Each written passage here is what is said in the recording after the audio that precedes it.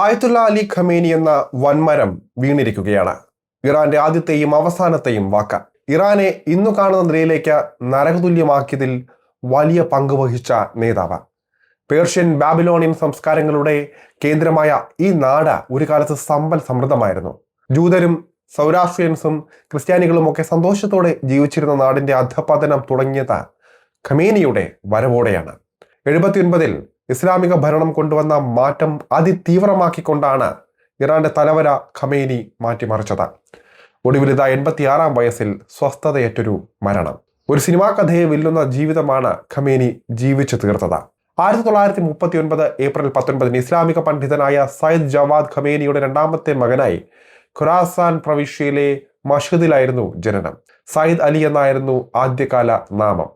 4-ാം വയസ്സിൽ സയ്യിദ് അലിയെയും അദ്ദേഹത്തിന്റെ മൂത്ത സഹോദരൻ മുഹമ്മദിനെയും അക്ഷരമാലയും വിശുദ്ധ ഖുറാനും പഠിപ്പിക്കുന്നതിനായി അക്കാലത്തെ പരമ്പരാഗത പ്രൈമറി സ്കൂളുകളായ മക്തബിലേക്കാണ് അയച്ചിരുന്നത്.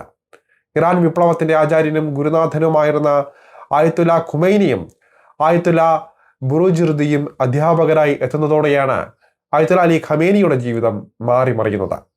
ഈ ഖുമൈനിയാണ് ഖമേനിയെ രാഷ്ട്രീയത്തിലേക്ക് നയിച്ചത്. ഖുറാൻ ഓതിയും തഫ്സീറുകൾ വ്യാഖ്യാനിച്ചും ജീവിതം ചെലവിടുന്ന ഒരു സാധാരണ മൗലവിയായി ഒതുങ്ങാൻ ഖമേനി തയ്യാറായിരുന്നില്ല. അയാൾ ഇംഗ്ലീഷും പേർഷ്യനും അറബിയും എല്ലാം പഠിച്ചതുപോലെ യുദ്ധതന്ത്രങ്ങളും അതുപോലെ തന്നെ സൈനിക രീതികളും പഠിച്ചു. തോക്കേന്തുന്ന പുരോഹിതൻ എന്നായിരുന്നു പിൽക്കാലത്ത് ഖമേനി അറിയപ്പെട്ടത്. ഇറാനെ ലോക മുസ്ലിങ്ങളുടെ നേതൃത്വത്തിൽ എത്തിക്കുക എന്നതായിരുന്നു ഖുമൈനി കണ്ട സ്വപ്നം. തന്റെ പ്രിയ ശിഷ്യൻ അത് സാധിക്കുകയും ചെയ്തു. ഖുമൈനി പ്രതീക്ഷിച്ചതിലും അപ്പുറത്ത് ഇറാനെ ഖമേനി എത്തിച്ചു. വളരെ വേഗത്തിലായിരുന്നു ഖമേനിയുടെ വളർച്ച. ഖുമൈനിയുടെ നേതൃത്വത്തിൽ 1979-ൽ ഇറാനിൽ നടന്ന ഇസ്ലാമിക വിപ്ലവത്തിൽ പ്രധാന പങ്ക് ഖമേനിക്കും ഉണ്ടായിരുന്നു. ഇറാൻ ഇറാഖ് യുദ്ധസമയത്ത്, അതായത് 1980 മുതൽ 88 വരെയുള്ള കാലഘട്ടത്തിൽ ഖമേനിയുടെ സ്വാധീനം കൂടുതൽ ശക്തമായി. വിപ്ലവകാരികളുമായി ഏകോപിപ്പിക്കുന്നതിൽ അദ്ദേഹം ഒരു പ്രധാന പങ്ക് വഹിച്ചു. അന്നു മുതൽ ഖമേനിയുടെ ജീവനെടുക്കാൻ ആളുകൾ നിരവധി ഉണ്ടായിരുന്നു.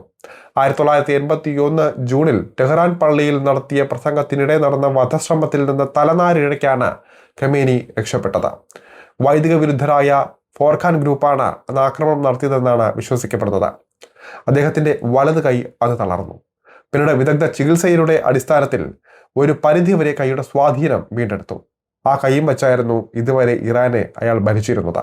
ഖമേനിയുടെ ഉറച്ച പിന്തുണയോടെ ലബനനിലെ ഹിസ്ബുള്ളയും യമനിലെ ഹൂതികളും ഗസയിലെ ഹമാസുമെല്ലാം തഴച്ചു വളർന്നു. ഇറാനിലെ തെരഞ്ഞെടുക്കപ്പെടുന്ന പ്രസിഡന്റുമാർക്ക് ആ രാജ്യത്തെ മെച്ചപ്പെടുത്തണമെന്നും അതുപോലെ തന്നെ വികസനത്തിൽ ഒന്നാമതെത്തിക്കണമെന്നും ഒക്കെ ആഗ്രഹമുണ്ടായിരുന്നു.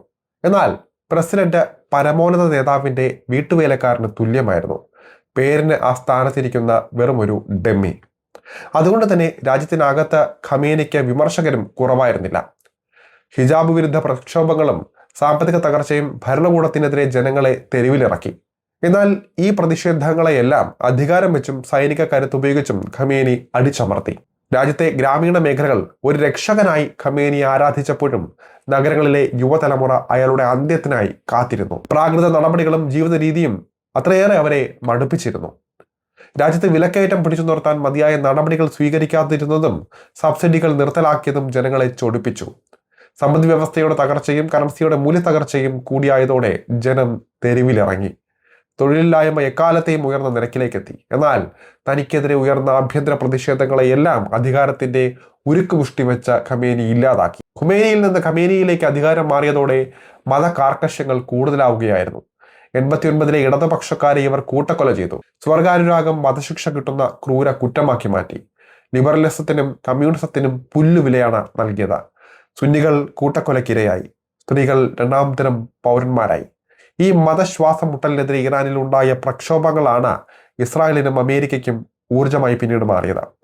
1999-ലും 2009-ലും 2022-ലും ഉണ്ടായ ഭരണവിരുദ്ധ പ്രക്ഷോഭങ്ങൾ അടിച്ചമർത്താൻ IRGCയെയും ബസജ് സായുധ സേനയെയും ഇറക്കിയാണ് ഖമേനി ക്രൂരമുഖം കാട്ടിയത്. 2002-ൽ 100 കണക്കിന് സ്ത്രീകളെ വെടിവെച്ച് കൊന്നാണ് പ്രക്ഷോഭത്തെ നിർത്തിച്ചത്. ഹിജാബ് നേരെ ഇട്ടില്ല എന്ന് പറഞ്ഞ് 24-കാരിയായ മഹ്സ അമീനി ആൾക്കൂട്ട വിചാരണയ്ക്ക് ഇരയായി. പോലീസ് കസ്റ്റഡിയിൽ വെച്ചായിരുന്നു ആ ഒരു മരണം. പ്രതിഷേധത്തിനിടെ 100 കണക്കിന് ആളുകൾ ഇറാനിയൻ സുരക്ഷാ സേനയുടെ ആക്രമണത്തിൽ കൊല്ലപ്പെട്ടു. ഇറാനിലെ പുരോഗമന ചിന്താഗതിക്കാരുടെ മനസ്സുകളിൽ ഇതെല്ലാം തന്നെ ആഴത്തിൽ പതിഞ്ഞിരുന്നു.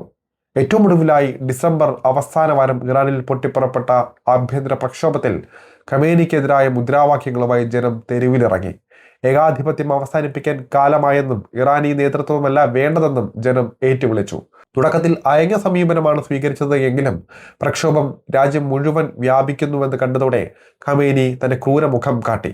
ഇറാഖിൽ നിന്ന് വരെ സൈന്യത്തെ ഇറക്കി പ്രക്ഷോഭം അടിച്ചമർത്തി ഖമേനിയുടെ കൂട്ടർ. ആയിരങ്ങൾ കൊല്ലപ്പെട്ടു, 7000-ഓളം പേർ തടവിലാക്കപ്പെട്ടു.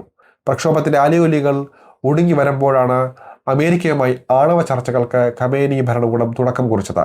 ഒമാന്റെ മധ്യസ്ഥതയിൽ നടന്ന ചർച്ചയിൽ അമേരിക്ക ഇറാൻ കരാർ സാധ്യമാകുമെന്ന് ലോകം പ്രതീക്ഷിച്ചിരിക്കെ മൂന്നാം വട്ട ചർച്ചകൾ അലസിപ്പിരിഞ്ഞു.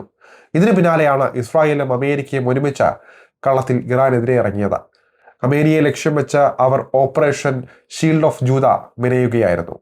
ഇറാനിൽ പകൽ വെളിച്ചത്തിൽ ആക്രമണം നടത്തിയാണ് ഇസ്രായേൽ പ്രതികാരം കാട്ടിയത്. ഖമേനിയുടെ ഓഫീസിലേക്ക് മിസൈലുകളും ഡ്രോണുകളും വന്നു പതിച്ചു. അതിശക്തമായ ആക്രമണത്തിൽ തങ്ങളുടെ ലക്ഷ്യം വിജയിച്ചുവെന്ന് അമേരിക്കയും ഇസ്രായേലും പ്രഖ്യാപിച്ചു. ഒടുവിൽ സ്ഥിരീകരിച്ച ഇറാനും. പൊളിറ്റിക്കൽ ഇസ്ലാമിന്റെ ടിപ്പിക്കൽ രീതിയിലുള്ള ഒരു വളർച്ചയായിരുന്നു ഖമേനിയുടേത്. ഒരു സാധാരണ മൗലവിയായി തുടങ്ങിയ അയാൾ വളർന്ന ഇറാൻ പ്രസിഡന്റും പിന്നീട് പരമോന്നത നേതാവുമായി. അവസാനം 86-ാം വയസ്സിൽ ആഗ്രഹിക്കാത്ത തരത്തിലുള്ള ഒരു മരണവും. ഒരു കൈയിൽ തോക്കും മറുകൈയിൽ ഖുറാനുമേന്തി മതത്തെയും രാഷ്ട്രീയത്തെയും കൂട്ടിക്കെട്ടി ഇറാൻ എന്ന മഹത്തായ രാജ്യത്തെ ഇല്ലാതാക്കിയ വ്യക്തിയുടെ ജീവിതം ഇവിടെ അവസാനിക്കുകയാണ്.